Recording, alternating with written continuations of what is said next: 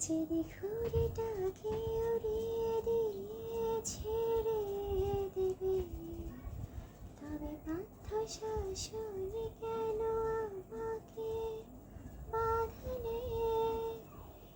বৃষ্টিটাকে জড়িয়ে ধরে আজও কেঁদেছি, চোখের পানি মুছে দেবে বলে আর ভাবিনি।